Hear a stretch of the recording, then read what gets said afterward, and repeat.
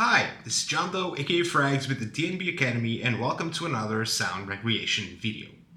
For this one, I bring you this awesome track. It's quite old though, from Phace Mefjus called Bubble, and we're gonna be recreating the I would say the lower layer from the main bass tab. All right, because I could definitely hear there's like two sections of it. All right, so we're gonna be building the foundation for that bass, which is a really useful technique for loads and loads of stuff. So first things first, let's listen to the original and then we'll see what we did with it, right?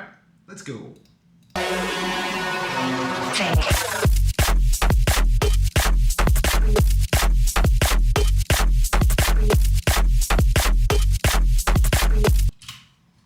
All right, so now let's just take some of these lower frequencies off and hear our sound on top of it.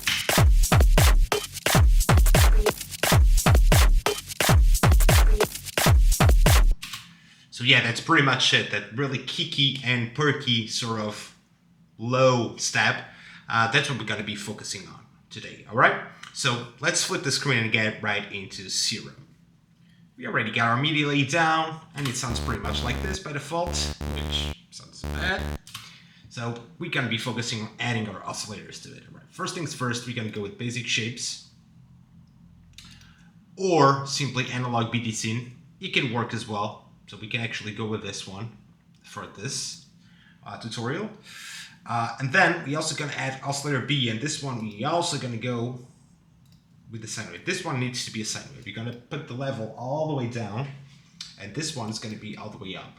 First, we need to kind of bring it down a bit. Remove the random phase on both oscillators. That's it. Okay. Now we're gonna add some FM from A, all right, on this one.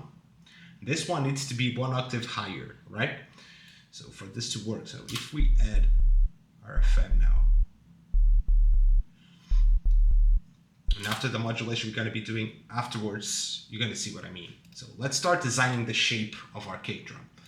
In this case, of our bass line, which is totally based on the fundamental of a kick drum designer, right? So let's go with this envelope. I mean, this LFO with envelope mode is always important to mention that. We're going to assign it to the pitch. Make it polar, like 24. Should be enough. So now we're getting that thump, that hump bass kinda, you know what I mean? So we need to figure out the best spot for it. I think somewhere around here should be fine, okay? And then with the LFO2, all right, we're gonna also make another envelope here, really, really short. Assign this to the course of our oscillator B, and also to the level of it. This is where we're gonna get this steppy part, right? And the more you go with a warp on the FM, the more you feel it. I would say here it's the sweet spot.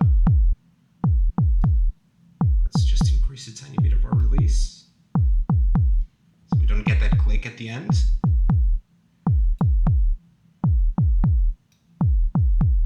Alright, it's sounding pretty decent to me so far, alright?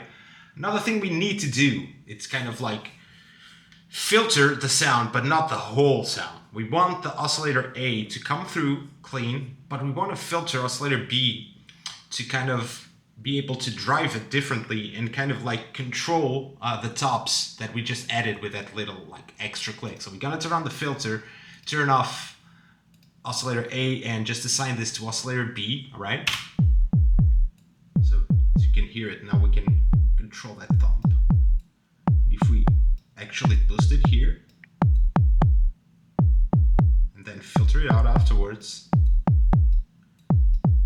we get way more of that step on our sound, you know what I mean? Okay, so now that we got this, let's just go a bit deeper onto our effects tab and see what we can add to make this sound even bigger.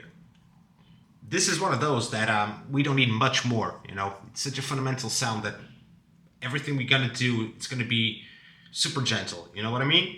So let's go with some distortion, some tube, and we wanna leave it, you know, almost as default. Because if we start cranking this up, it starts to sound like a camera kick, you know what I mean? We don't want that. We want this to be somewhere around here, okay? And then we need some width, right? Especially on our tops.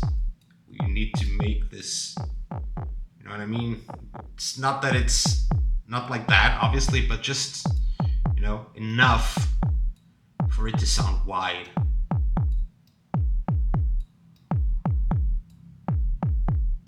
Cool. Some compression.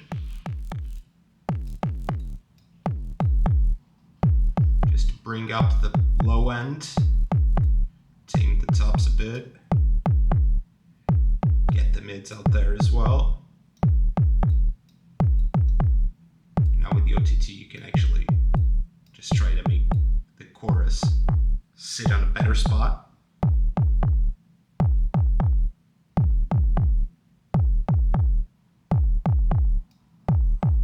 Okay, so within Serum I think we're good, because if you listen to the original you'll see that there's like this bassy layer, and then there's like a sort of I would say a neuro-ish kind of like low-pass synth playing on top of it, synth slash bass, that makes it, you know, makes the melody kind of come through. But then there's on the beneath that sound, there's this bass foundation that is really important, and it's actually the core for loads of different sounds. So let's try to do some more processing to achieve a better sound on this one. Now with our Pro Q3 loaded in, we can actually start making some EQing. You see, that's what we want to see in our sound. But actually, we might wanna, you know, get this clunk out there. Maybe be a bit more gentle around here. So, you know, it's always a back and forth process. So we might go to Serum now and just tame the distortion a bit.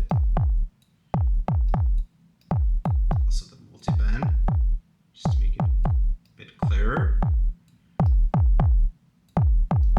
Right, like it.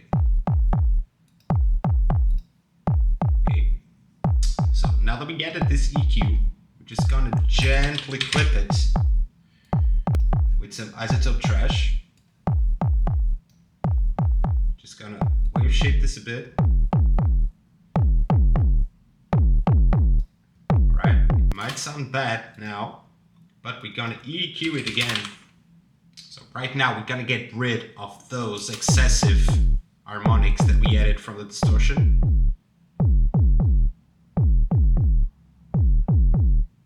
Somewhere around the 500 Hertz. If you want to go like super narrow, we can just leave like the bottom end. But we want to leave a bit of these distorted harmonics in the mix, so it just sounds totally different.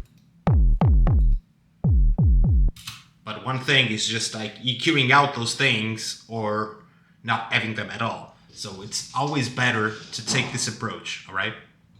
So now let's take a listen to the original and our sound to see if they kind of match, right? So there we go. Phace Mefjus, Bubble.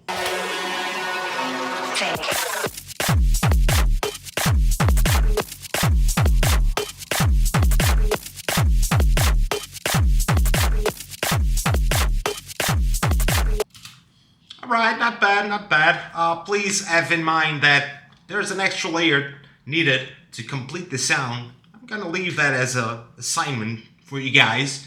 But I feel like the hardest part of this bass, and actually the thing that we can take for future projects, it's here. So I hope you've enjoyed this video, and I'll see you on the next one. Peace.